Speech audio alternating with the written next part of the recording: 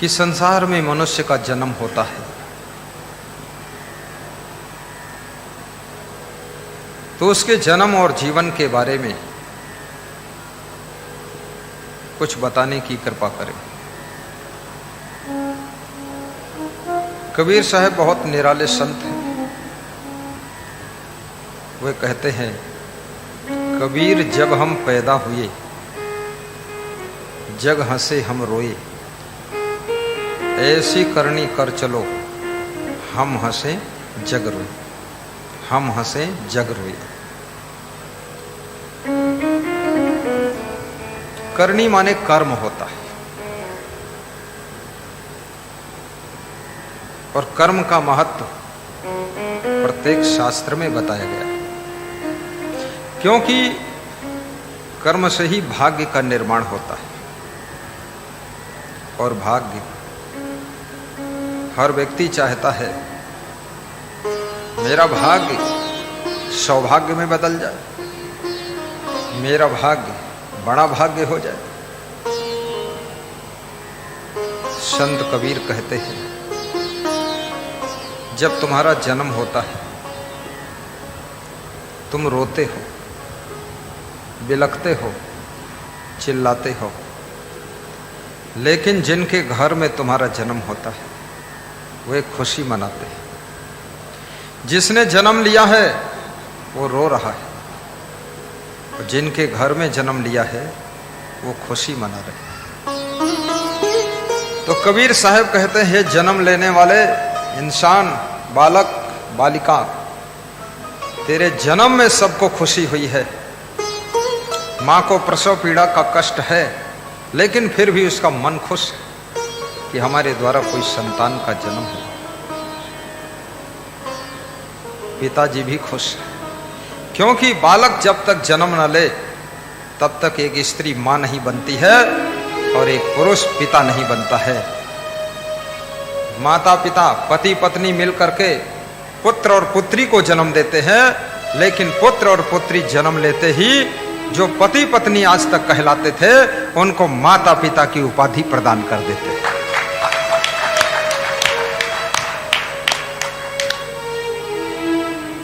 पुत्र धीरे धीरे बड़ा होता है, अपने पैरों खड़ा होता है, शिक्षा प्राप्त करता है। जीवन में शिक्षा का भी बहुत महत्व है। बिना पढ़े नर पशु कहावै, जन्म जन्म संताप उठावै, ऐसा गांव में चौपाई लोग बोलते रहते। और शिक्षा के क्षेत्र में हमारे आज के मुख्य अतिथि श्री ब्रजभूषण सिंह ने बहुत बड़ा काम किया है। गोंडा जिले में, अयोध्या के आजू बाजू में लगभग 56 कॉलेज हैं उनके, 56 कॉलेज।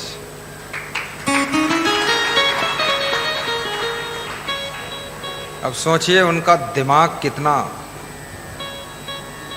कुशाग्र होगा, क्योंकि एक विद्यालय के मैनेजमेंट करने में पसीना छूट जाता है और इतना बड़ा मैनेजमेंट।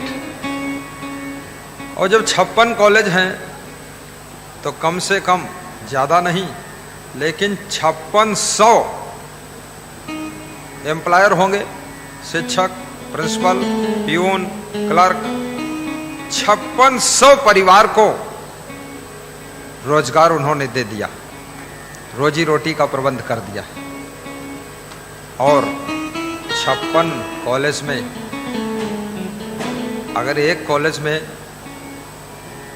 2-3 हजार ही विद्यार्थी पढ़ते हों, 1.5 लाख विद्यार्थियों को हर वर्ष विद्या का ज्ञान दे करके आगे बढ़ाने का काम करते हैं।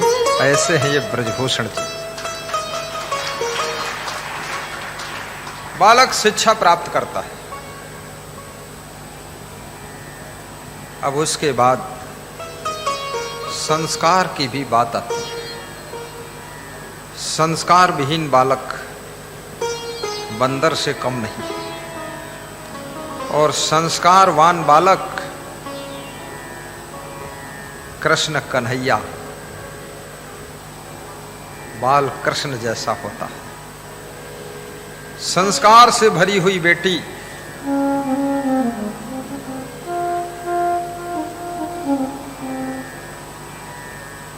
मीराबाई, राधा का रूप उसमें दिखाई देता है।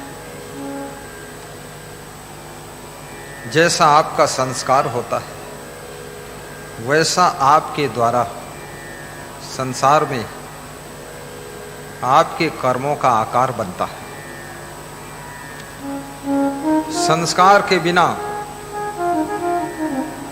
पत्रकार, चित्रकार, कलाकार, मूर्तिकार ये सभी खतरनाक हो जाते हैं। प्रवचनकार, कथाकार, जब इनके जीवन में संस्कार का प्रभाव होता है, पत्रकार, कलाकार, चित्रकार, मूर्तिकार, कथाकार, प्रवचनकार, ये जिनके जिनके नाम के आगे कार लगा है, ये पूरे संसार के आकार को सुधारने में बहुत बड़े मददगार हो जाते हैं। इसलिए पहले इनको भी संस्कार प्राप्त करना चाहिए।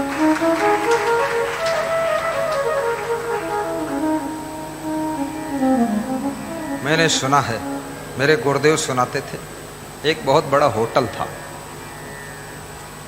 होटल में बहुत लोग खाने आते थे, पूरी भीड़ लग जाती थी। अच्छा होटल था, खाने के लिए भी अच्छी अच्छी चीजें बनती थी।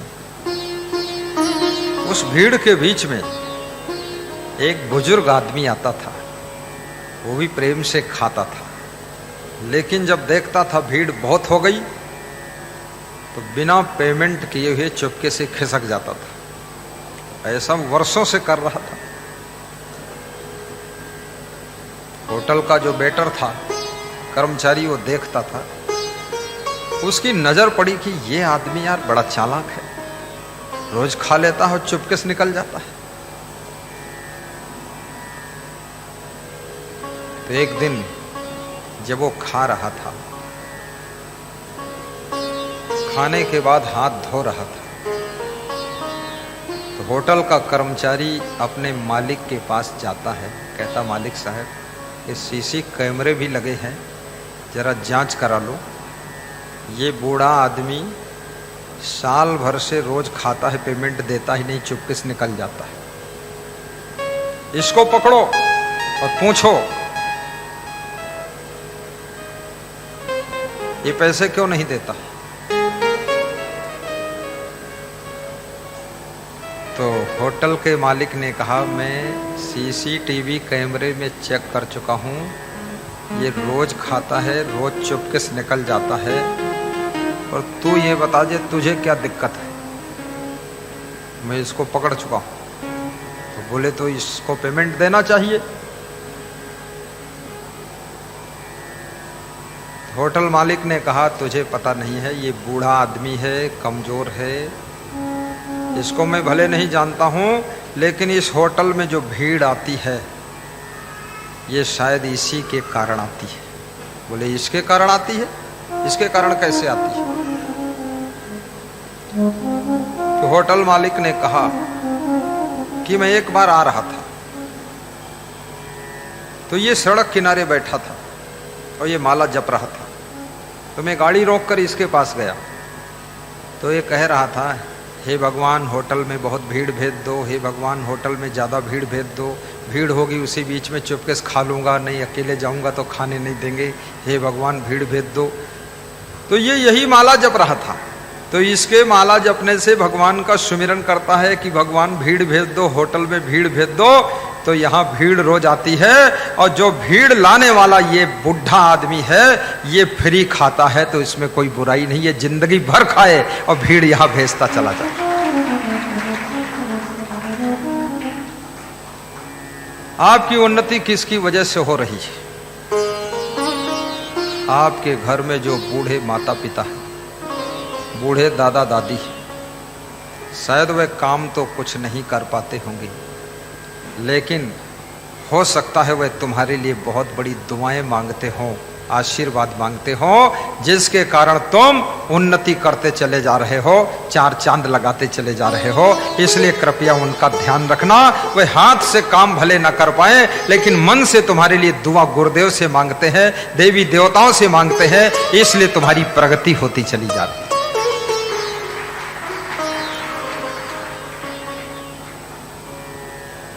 बहुत जगह आप आशीर्वाद लेते हैं, लेकिन अपने माता पिता का भी आशीर्वाद लीजिए। गणेश भगवान ने अपने माता पिता का आशीर्वाद लिया था। देवताओं की सभा चल रही थी। देवताओं में सभा में एक प्रश्न उठकर खड़ा हुआ कि महादेव के दो पुत्र हैं, गणेश जी और कार्तिकेय जी। दोनों में से एक को प्रथम पूज्य बनाना है, तो किसको बनाया जाए? तो सबने कहा दो हैं तो कुछ शर्त रख दिया जाए, कुछ परीक्षा ले लिया जाए, क्योंकि ऐसे चुन दोगे तो पक्षपात माना जाएगा। तो शर्त रखी गई, गणेश और कार्तिकेय में से जो संपूर्ण पृथ्वी की परिक्रमा करके सबसे पहले वापस लौट आएगा, उसको प्रथम पूज्य घोषित किया जाए। कार्तिकेय जी अपने वाहन पर सवार होकर चल देते हैं, मुस्कुराते हैं। गणेश जी जब अपने वाहन पर सवार होते हैं तो उनका वाहन स्पीड नहीं पकड़ता है, क्योंकि उनका वाहन चूहा था। गणेश का मन दुखी हो गया। नारद जी ने गणेश जी को देखा कि इनका मन दुखी है, तो गणेश जी ने नारद जी के पैर छुए, आशीर्वाद लिया। नारद जी ने सिर पर हाथ रखा और कहा कि गणेश, तुम दुखी क्यों हो? तुम्हारे पिताजी सब देवों के देव महादेव हैं, उनके सेवक हो, तुम पुत्र हो, तुम दुखी क्यों हो? बोले हम इसलिए दुखी हैं कि हम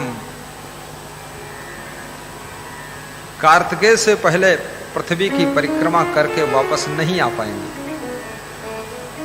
और शर्त है कि जो पहले वापस लौट कर आएगा वो प्रथम पूज्य होगा। तो मैं क्या करूं?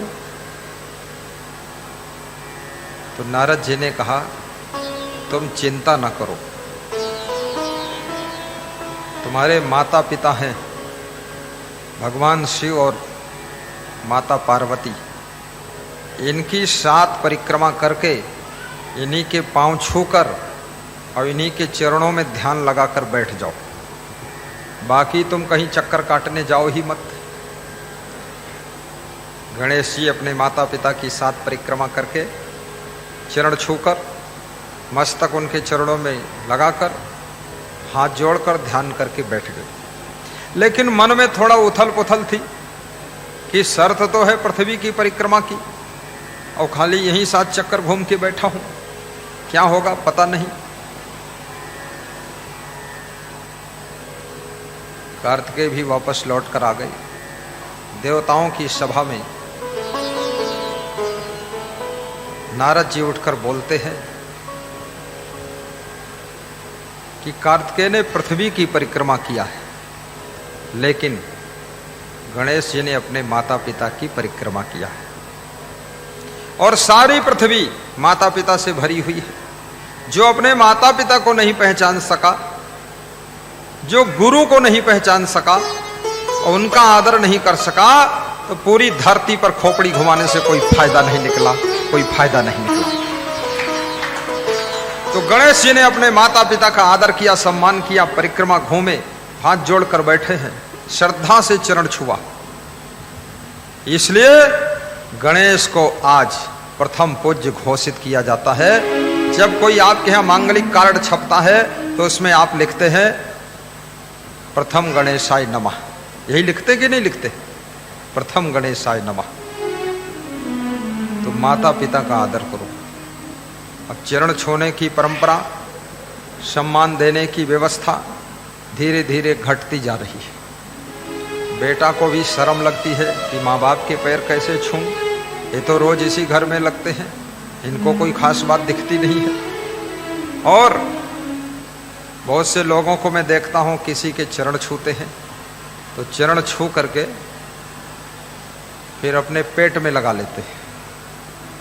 और कितने लोग चरण नहीं छूते, घुटना छूकर अपने सीने में लगा लेते हैं। और कुछ लोग आपकी तरफ हाथ ऐसे करके बस हिला के चल देते हैं, बस इतने ठीक है। अब आगे देखो क्या समय आने वाला है। प्रातःकाल उठी कर रघुनाथा, प्रातःकाल उठे के रघुनाथा, मात पिता गुरु नाम ही माथा, मात पिता गुरु नाम ही माथा, प्रातःकाल उठी के रघुनाथा, प्रातःकाल उठे के रघुनाथा, मात पिता गुरु नाम ही माथा, मात पिता गुरु नाम ही माथा, मात पिता गुरु नाम ही माथा, मात पिता गुरु नाम ही माथा। लेकिन इस कलयुग में संस्कार विहीन संतानों ने इस चौपाई के रूप को बदल डाला। वो क्या गाते हैं? प्रात काल उठ के रघुनंदन, मात पिता का मारे डंडन, मात पिता का मारे डंडन। ऐसा दिमाग बदल गया लोगों का। तुलसीदास रामायण में लिखते हैं, ससुरारी पियारी लगी जबते, रिप रूप कुटुंब भय तबते, अबलानन देख नहीं जबलो, सुत मात पिता माने तबलो। जिस दिन से शादी हो गई, ससुराल प्यारी लगने लग गई, कुटुंबी दुश्मन दिखने लग गए, और माता पिता को देखने का मन नहीं है। अबलानन अपनी पत्नी के मुख को देख करके कहते हैं तो चंद्रमुखी है। तो पत्नी भी खुश हो जाती है, वो कहती है आप मेरे प्राणनाथ हैं। क्या बात है। अब पति भी खुश होता है, मैं इसका प्राणनाथ हूं, जब चाहूंगा प्राण खींच दूंगा, मेरे हाथ में प्राण है, मैं इसके प्राणों का नाथ हूं। और पत्नी भी सोचती वाह, मायके में रही तो केवल मेरा नाम था कमला देवी, विमला देवी, हेमलता, प्रेमलता, लेकिन कितना प्रोग्रेस हुआ है। ससुराल में आते ही मेरे प्राणनाथ ने मुझको चंद्रमुखी बना दिया। चंद्रमुखी, बहुत खुश। 2-3 साल बाद 2-1 बच्चे हो गए, जिम्मेदारियां बढ़ी, पति पत्नी के ऊपर लोड बढ़ा, पति भी थोड़ा चिड़चिड़ाने लगा, थोड़ा स्वभाव बदला, पत्नी भी थोड़ा उलझने लगी, किड़किड़ किड़किड़ बोलने लगी। तो जब पति अपनी पत्नी को डांटता है तो पत्नी का मन तिलमिला जाता है, तो कहती है अब तुम मेरे प्राणनाथ नहीं हो, अब केवल नाथ हो, प्राण बच्चों में चला गया। इतना डांटते हो। तो पति बोलता है अब तुम चंद्रमुखी भी नहीं हो, क्योंकि बात बात में गर्म हो जाती हो, तुम सूरजमुखी हो गई। सूरजमुखी गर्मी आ रही है।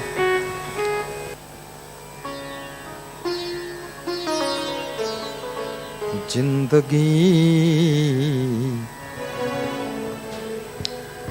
चाहिए बंदगी के लिए, जिंदगी चाहिए बंदगी के लिए, जिंदगी चाहिए बंदगी के लिए, जिंदगी चाहिए बंदगी के लिए, बंदगी चाहिए जिंदगी के लिए, बंदगी चाहिए जिंदगी के लिए।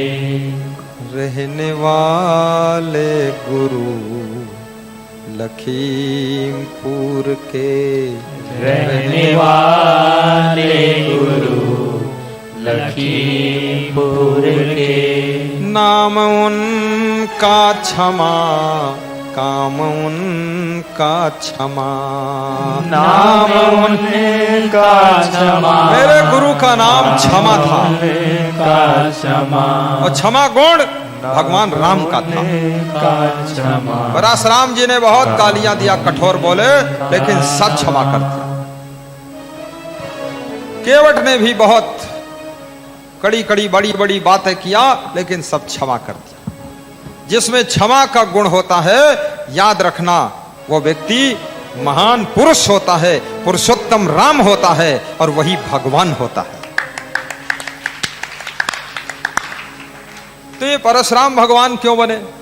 इनमें क्षमा मांगने का भी गुण था। जब भगवान राम को बहुत कठोर बोले और बात को उनको मालूम हुआ कि ये रामावतार हो चुका है, परशुराम ने क्षमा मांग लिया। क्षमा मांगने वाला भी महान होता है, क्योंकि अहंकार क्षमा मांगने के लिए मना करता है कि मत मांगो। क्यों मांगूंगा? इनसे से वो गलती हुई है, हम ही से थोड़े हुई है। और क्षमा करने वाला भगवान श्री राम, पुरुषोत्तम राम परशुराम जी को क्षमा कर देते। परशुराम कैसे क्षमा मांगते हैं? अनुचित वचन कहो अज्ञाता, क्षमहु क्षमा मंदिर दो भ्राता। कबीर साहब भी बहुत क्षमावान थे। कबीर साहब रास्ते के किनारे, पगडंडी के किनारे सत्संग कर रहे थे। एक नवयुवक निकलता है और कबीर साहब से कहता, रास्ते से हटो थोड़ा। कबीर साहब थोड़ा हट गए, फिर कहा और हटो, थोड़ा और हट गए। फिर उस नवयुवक को गुस्सा आ गई तो उसने एक लात लगाई जोर से। कबीर साहब नीचे लुढ़क गए और फिर उठकर बैठ गए और सत्संग करने लगे।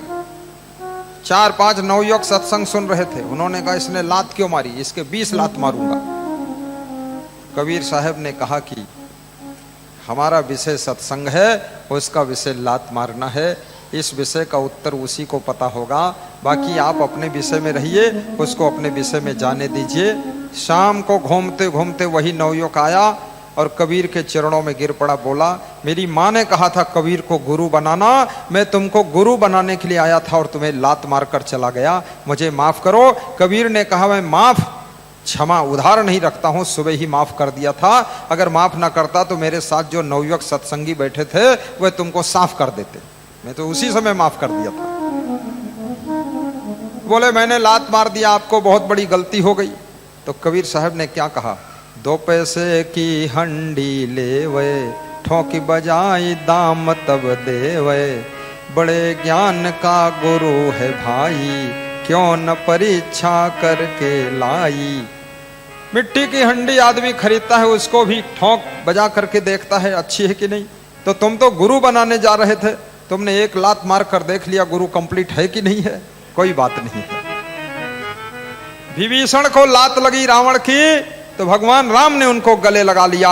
और कबीर को उस नवयुवक की लात लगी तो कबीर जगत में महान पुरुष, संत पुरुष बन गए। और याद रखना, जो व्यक्ति सह लेता है वो एक दिन बहुत महान बनता है, बहुत महान बनता है। तो मैं वो पति पत्नी की एक कहानी सुना रहा था, 2 मिनट में समाप्त करता हूं, क्योंकि आपका जो प्रोग्राम है बड़ा मजेदार प्रोग्राम है। वह आश्रम को अपना आश्रम मान चुके हैं। अभी चुपके से बताने आए थे कि आपका सत्संग हो जाए, तो हमने कहा फिर आपका 2 मिनट हो जाए। बोले नहीं, हमारा जरूरत नहीं। हमने कहा हो जाए 20 मिनट। हम बोले नहीं नहीं।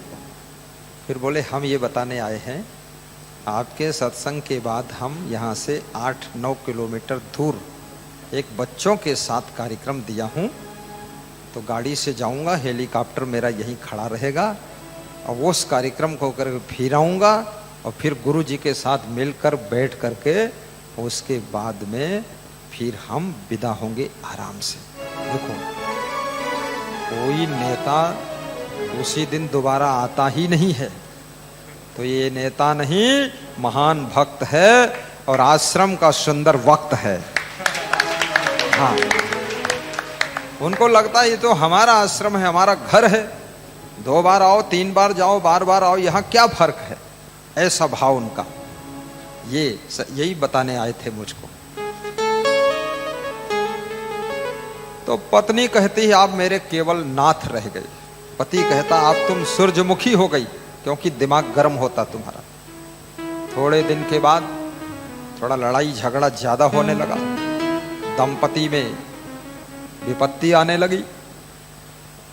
जहां कुमत्तः विपत्ति निधाना, जहां सुमत्तः संपत्ति नाना। धनवान बनना चाहते हो सुमत से रहो, दरिद्र को बुलाना चाहते हो कुमत से रहो। भाई भाई से मनमुटाव करोगे, माता पिता से बोलचाल बंद करोगे, परस्पर तनाव में रहोगे, आपके घर में दरिद्र आ जाएगा। और आपस में प्रेम से रहोगे, गम खाकर रहोगे, तालमेल बिठाकर रहोगे, तो रातों रात लक्ष्मी तुम पर कृपा करेंगी और तुम्हारे घर का दरिद्र दूर हो जाएगा और संपत्ति बरस जाएगी।